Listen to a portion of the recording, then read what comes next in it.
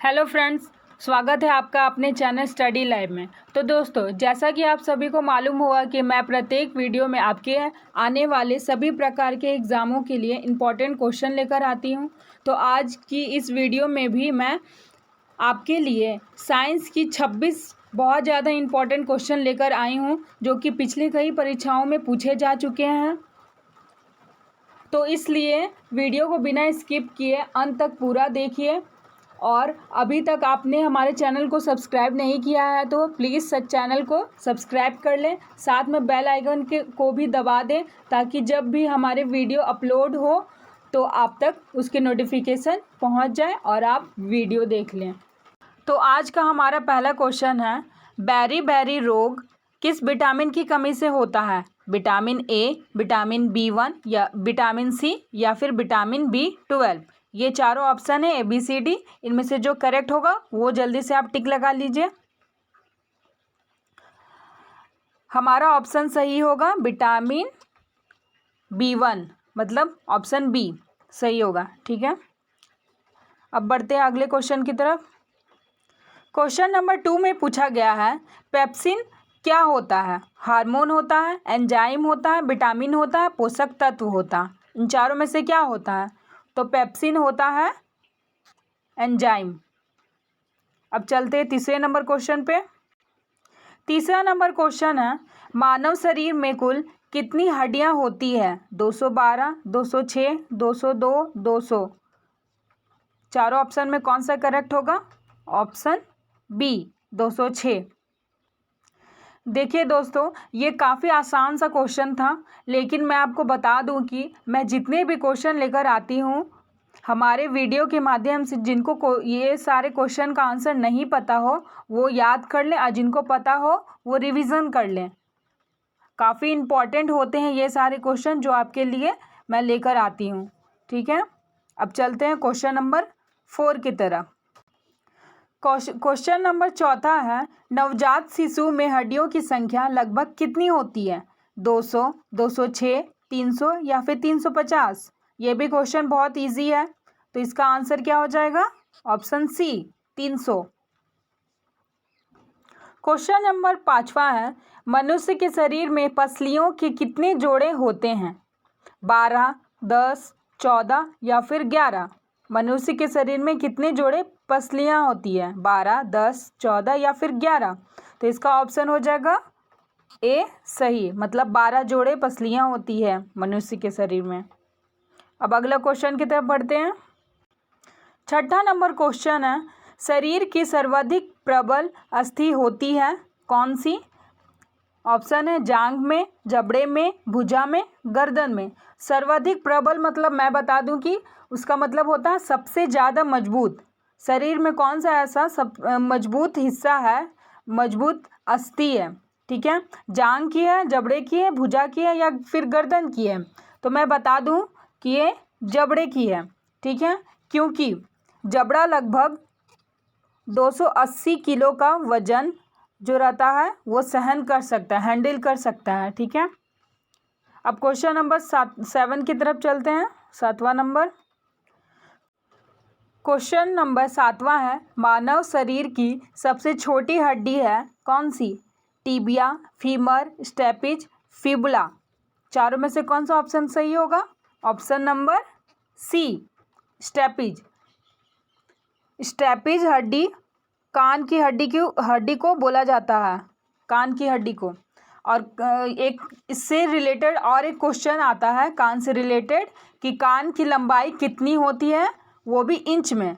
तो कान की लंबाई इंच में होती है 11 इंच, और अगर पूछ देगा सेंटीमीटर में तो 28 सेंटीमीटर हो जाएगा। ठीक है, इंच में पूछेगा तो 11 हो जाएगा इंच में, और सेंटीमीटर में पूछेगा तो 28 सेंटीमीटर हो जाएगा। ठीक है, ये तीनों क्वेश्चन याद रखिएगा। मानव शरीर की सबसे छोटी हड्डी है स्टेपिज, जो कि कान है, कान की हड्डी होती है।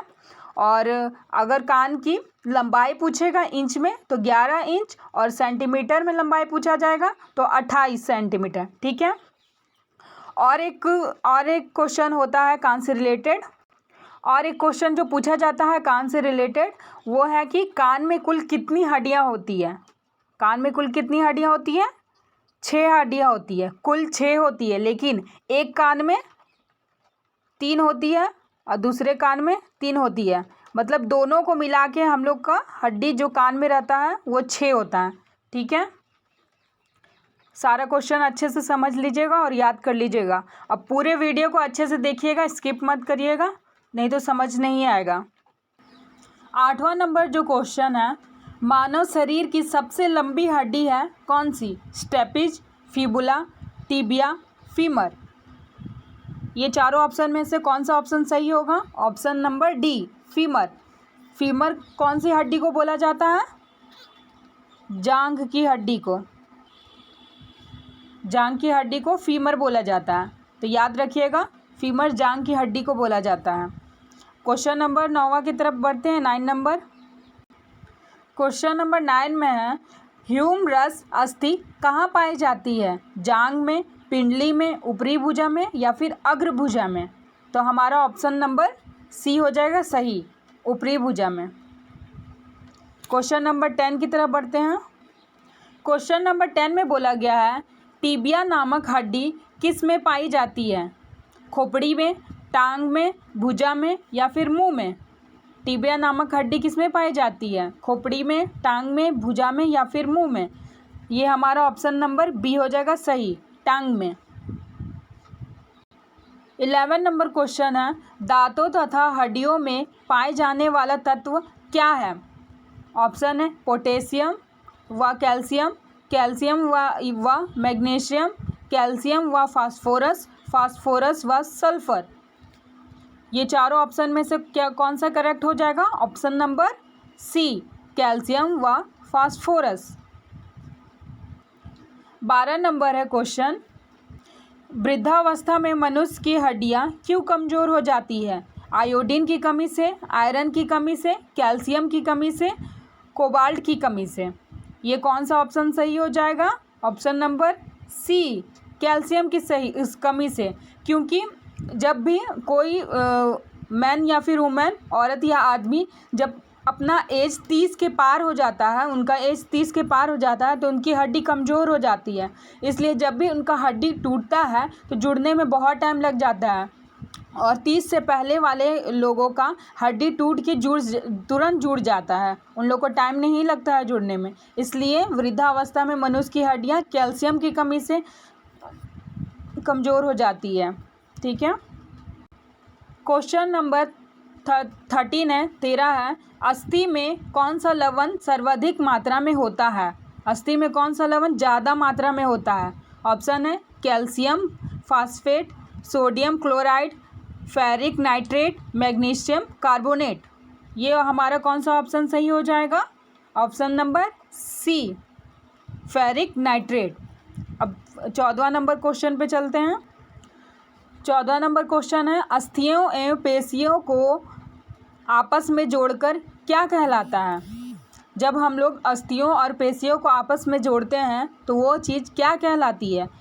लिगामेंट, टेंडन, उपस्थित, एक नई छोटी पेशी या फिर एक नई छोटी पेशी क्या कहलाती है? ये चारों ऑप्शन में से कौन सा सही हो जाएगा? ये चारों में से हमारा ऑप्शन नंबर बी सही हो जाएगा, टेंडन। 15वां नंबर क्वेश्चन है, मनुष्य के जीवन में कितने दांत 2 बार विकसित होते हैं? 4, 12, 20 या फिर 28?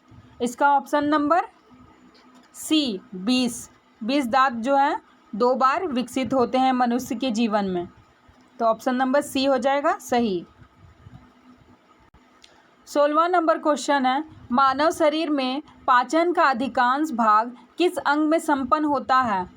ऑप्शन है पैंक्रियास में, बड़ी आंत में, छोटी आंत में या फिर अमाशय में? चारों ऑप्शन में से कौन सा ऑप्शन सही हो जाएगा? ऑप्शन नंबर सी, छोटी आंत में।